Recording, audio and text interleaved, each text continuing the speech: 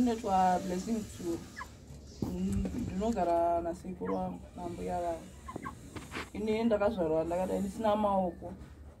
Maoko angu akagonyana nemakumbo angu akagonyana. Ndimazvarwa ndakangoitwa ndakadai. Upa kufamba samunoita sei? Munokwanisa here kufamba kana kuti munenge muchitokwesha? Ndofamba ndinokwesha. Rubatsiro rwamakada rwakamira sei? Ndinoda kungobatsirwawo pasipa chikafu nesipo. Ndozvo zvandoda kubatsirwa nazvo newheelchair. Newheelchair. Upa Christmas ino nderupi rubatsiro rwamawaniswa pazuva ranhasi? Ndofara zvikuru kuti mandowanisa rice nehu kuti mwaita zvenyu maro yenyu akukomborerei zvamandiwanisawo. Ndafara singaiti pasina tarisiro iyoyo kuti ndichawanawo zvakadai muzuva ranhasi. Kuti munguva ino yeCovid-19 ndiapi matambudziko amusangana nawo sevanhu vakaremara? Ndosangana neproblem yekuti ndine problem yemaganzi. Ndorwara every nguva diki yese ngorwadziwa nawo. Handi mati munenge muchifamba muchizvokugwesha nditi panguva yekunaya munozvifambisa sei manje toda mudzimu nemadhaka? Ndinopinda nemumadhaka imomo. Ndinofamba nemumatope imomo. Kama ndichifamba nawo. Ubva pane vakambobatsira here newheelchair kana musati matomboshandisa wheelchair? Asati. Wheelchair ndinayo. Tochipo Mahamba. Ndini founder weorganization inonzi Vana Vedu Trust. Tiripo pakuda kuedza kusimudzira mararamiro atinoita mukati menharaunda ino yeChitungwiza. Mukati mezuva ranhasi tiri pano pamba pana Blessing. Nekuda kwekuremara kwaakaita taona zvakakodzera kuti tingomuwanirawo kanhu kadiki kako kataya nako kuti akwanise kurarama, akwanise kufara, afananawo nevamwe vane zvakawanda zvavanowana uye vane utano kunyangwe vasina urema.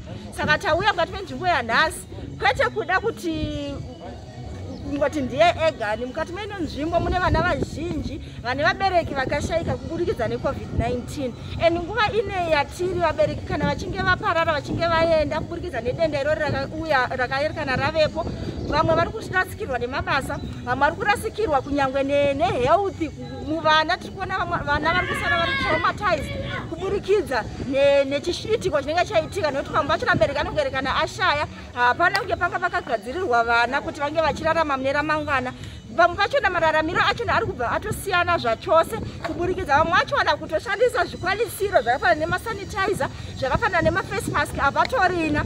Saka munomu I have attended to almost 100 families dzandakwanisawo kupinda ndichiona zvinhu zvisina kumira zvakanaka kuburikidza nedenda iro reCovid-19. Saka tauya mukati meino nzvimbo yanhasi nekuti kunyangwa vamwe vagere navo vanokwanisa kumubatsira mukati memusha uno Blessing. Pane pabekuti Covid yakabva yanouraya kunyangwe mabasa. Saka unoona kuti zvinhu zvinenge zvakanyatsooma ende zvinenge zvisina kumira zvakanaka. Saka ndipo patauya tikati tipinde pamukaha tizomirawo samai tizomirawo sababa mukati menzvimbo dzizhinji tikwanise kuderedza kushungurudzika kwakanyanya kuburikidza nedenda reCovid-19. Ini ndinaitwa mufundisi Reki Jim. Ndakamira wadi 22. Ndiri LCCW wewadi 22 inoi. Ndishanda zvakare paChitungwiza Central Hospital.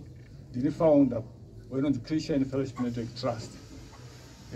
Ndinateta ava vakazvarwa vasina maoko avo akadzoka mukati nemakumbo havana makumbo zvakare akadzoka mukati.